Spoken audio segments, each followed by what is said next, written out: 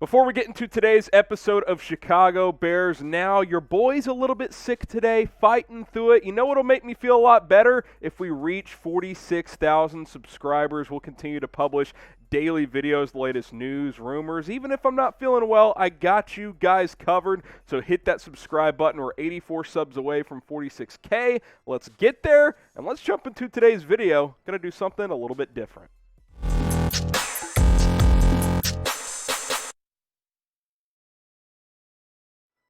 Today's episode of Bears Now is powered by Manscaped. Appreciate those guys for sponsoring today's show. If you want the best men's grooming products on the market, go to manscaped.com and use promo code BEARS20. You get 20% off plus free shipping at checkout. So today we're going to talk about Matt Eberflus's interview with Pro Football Focus's Cris Collinsworth, the Cris Collinsworth Podcast. He had the new Bears head coach on for about a 45-minute sit-down, and I thought we'd break it down and get into some of the nuts and bolts of the interview that I found interesting. Obviously talked about a lot of different things, some of Eberflus's past coaching stops, what it took for him to become a head coach finally, and of course a lot of discussion around Justin Fields and this new Bears offense, because even though Eberflus is a defensive-minded guy, what do we all want to know? We want to know how Fields is going to play this year. We want to know how the offense is going to look. So obviously there was a lot of discussion there, and that's where I will focus a lot of my takeaways and my talking points. So let's get into it. Takeaway number one, and this is most important.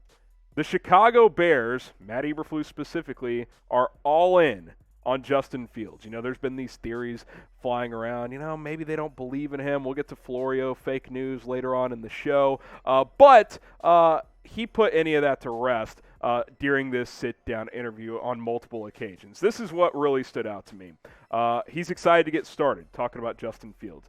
This is his football team. We're excited about working together and building this football team. I think the fact that he's going out on a limb to really publicly commend his young quarterback and go as far as saying this is his football team after a year which was a mess for the franchise, in which, as much as we saw positive signs, definitely a lot of struggles as well, for him to go out of his way and say, yeah, this is Justin's team before he even takes a snap under this head coach, I think that means a lot, and I'm ready to run through a brick wall after I listen to this entire interview. I suggest you guys go check it out on YouTube or on Apple Podcasts. You can check out Collinsworth and Eberflus after you watch this video, of course. Look, I was fired up when I heard that. I think for Eberflus to say that is significant, and it puts to rest any of these ideas that they don't believe in this young quarterback. Who's ready for football season? Bear down, baby. Type me in the comments if you are. You can also get the Bear Downs flowing in. I'm fired up. I'm excited, and I am damn excited to see what Justin Fields does in this new offense. Speaking of which, this offense will cater to Justin Fields and his strengths. We know it's going to be some resemblance of the Kyle Shanahan offense with the outside zone scheme, yada, yada, yada. So we got a little bit of back and forth here between Eberflus and Collinsworth. Eberflus first said this, quote, I think he's in a great spot, talking about Fields. We've had these meetings for a week and a half now, and he's been meeting with the offensive staff. He feels very comfortable in this offense. This is a rhythm and timing offense. It's going to be very quarterback-friendly for him. Nagy didn't do that. We're excited about where he is. And then Collinsworth shot him back with this question and this conversation. A big part of the Shanahan-esque offense is that outside running game. I always think with a mobile quarterback like Justin then you have a chance because you have to run and chase that defensively. All those linemen go and chase the outside zone, but now you peel Justin Fields back the other way and create one-on-ones with the defensive end and open space. It does create problems, doesn't it? And Eberflus, oh yeah, it does. Not only what you're describing, but the boots, the nakeds, the waggle passes, the in-pocket stuff. When you fake that outside zone and set up in the pocket and strike a guy for a deep over route or a post or whatever it may be, then you got the screen game coming off of that. It's hard to defend. Number one, when you listen to Matt Eberflus talk, it's so obvious he knows football and not just defense because he's been defending different offenses for 20 years as a coach. Coaching and philosophy alone will make Justin Fields so much better. I've said that all along because there's this idea of, well, the roster's worse, the team is worse, and maybe on paper there's going to be slightly less talent this year, but I think coaching and philosophies and being able to adapt unlike Matt Nagy's staff where they're like, this is our system, you need to fit into it. I think those things alone will make this guy take a jump this year, and obviously he needs to after, an up and down season that also featured some injuries because they couldn't protect at times. More on that later. But we know he's dynamic. We know he can throw the ball vertically. We know he's mobile as hell. I think they'll utilize his legs properly. We saw that on display last year for sure with over 400 rushing yards and 2 touchdowns. I just think they're going to cater to this guy and what his strengths are, and that is attacking defenses downfield, play action, bootlegs, RPOs, and of course getting him on the run as well. I think all those things are going to show up on tape this season. Now, do you believe in Justin Fields? The Bears keep telling us they do, and I believe them. Type B for believe, type D for don't. I believe in Fields, and I believe in this coaching staff in this front office when they say that they believe in him. Get your votes in right now, B for believe or type D for don't. Shout out to the Lawnmower 4.0, the best men's grooming product on the planet, where you can keep your balls nice and shaved and with advanced skincare technology. Because I'll be honest, before I found Manscaped, 20% off plus free shipping, promo code BEARS20 at manscaped.com, before I found these guys, I was like, I don't like shaving down there. It's a sensitive area, cuts can happen. Not with Manscaped. They use quality technology where you're going to be good to go. This product has 4 adjustable guards, so if you're not a full clean shave guy, if your girl likes a little bit of a landing strip, you can do that as well. Check this product out and all of their men's grooming products at manscaped.com. Promo code BEARS20. And another cool thing that Manscaped does as well, they are a strong advocate for testicular cancer awareness. It's Testicular Cancer Awareness Month. And hey, this is something that a lot of us may have to face in our lives, you men that are watching out there. And for you gals watching, hey, support your man. Get him a product, manscaped.com, 20% off plus free shipping. It's an easy birthday present or just a little bit of a pick-me-up. And hey, maybe you're signaling him, hey, you need to get this done so we can have some fun later, if you know what I'm saying. Link in the comments, promo code in the description as well. Go check it out, 20% off plus free shipping. All right, next takeaway. Mike Florio is clueless.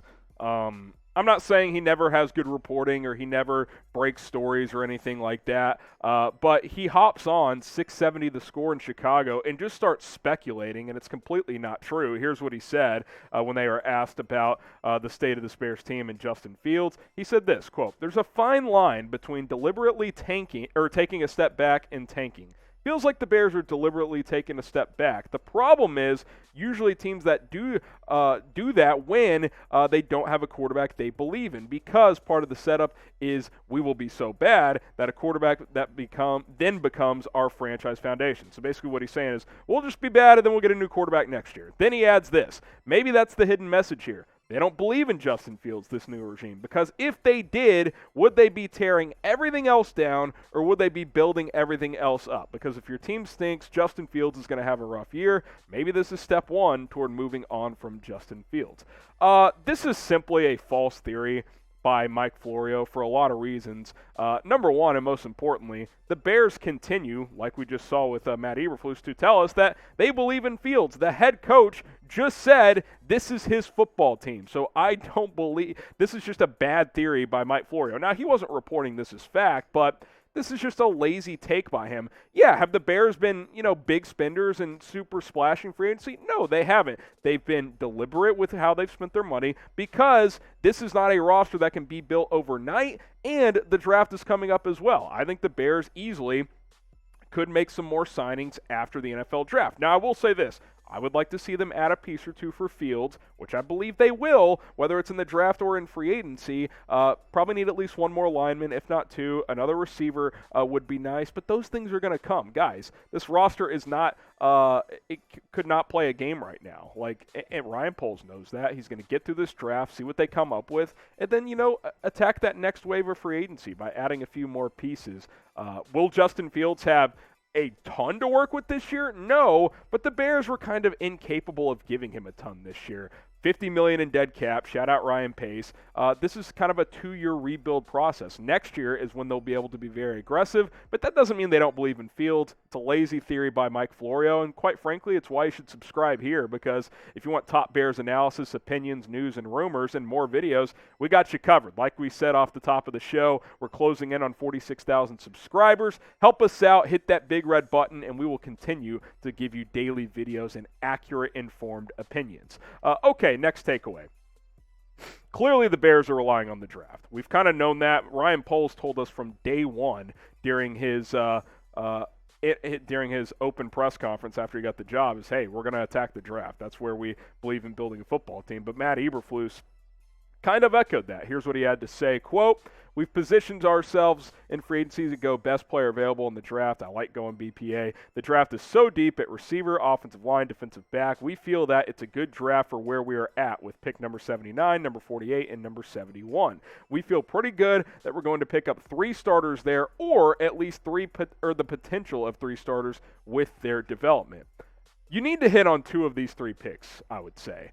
Hopefully all 3 at least are contributors, but when I say you need to hit on 2 of them, 2 of these 3 guys need to be starters. Maybe they're not day 1 starters, but by mid-season or toward the end of this upcoming year, they need to be starters. You need to find probably a starting receiver and a starting offensive line. Look, if you get 3 starters, that's fantastic. In a perfect world, you get a starting corner, receiver, and offensive lineman with your first 3 picks, which, that's the focus of this draft. A couple of round 5 picks and a round 6 pick. But those top 3, 39, 48, and 71, that's where you need to find some quality talent if you are Ryan Poles and Matt Eberflus. Now, what is the bigger draft need between these 2 positions? Because I think these are clearly the top 2.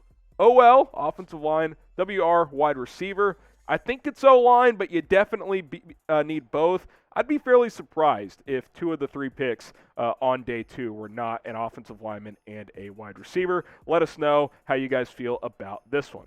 All right, we're going to sign off on today's video. Appreciate you guys for tuning in. Give me a follow on Instagram at HGramNFL. It's at HGramNFL for more Bears content. Once we cross 3,000 followers over there, I will cook up another Bears Instagram Live. Appreciate you guys for tuning in. We'll see you soon here on the channel.